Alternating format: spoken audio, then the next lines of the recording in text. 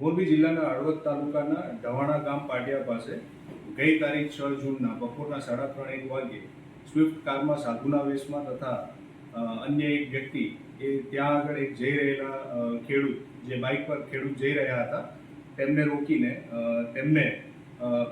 તેમની પાસેથી બળજબરીથી 1,22,000 રૂપિયા જે તેમની ખેતીની જે આવક હતી જે વેચાણ કરીને આવ્યા હતા તે જે રકમ હતી તે લઈને નાસી છૂટ્યા હતા।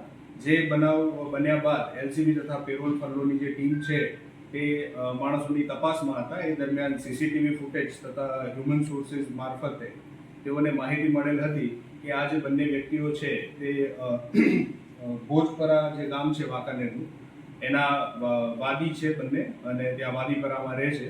એ જે બંને આરોપી પકડાયા છે તેમનું નામ બહાદુરનાથ સુરમનાથ પરમાર તથા દારૂનાથ ઝવેરીનાથ સોલંકી એ છે તથા તેમનો ગુનાહિત ઇતિહાસ તપાસતા બંને વિરુદ્ધ અગાઉ પણ વાંકાનેર સિટી પોલીસ સ્ટેશનમાં તથા ધોરાજી અને જામજોધપુર પોલીસ સ્ટેશનમાં ગુનાઓ નોંધાયેલ હોવાનું જણાય છે। સર, આ બંને લૂંટ જે કરી હતી કેટલી રકમની હતી ને આપણે અત્યારે રિકવરી શું કર્યું? ટોટલ જે લૂંટ કરી હતી 1,22,000ની હતી, જેમાંથી 1,20,000ની રકમની રિકવરી થઈ ચૂકી છે તથા જે ગાડી એમાં યુઝ થઈ હતી એ ગાડીને પણ કબજે લીધી।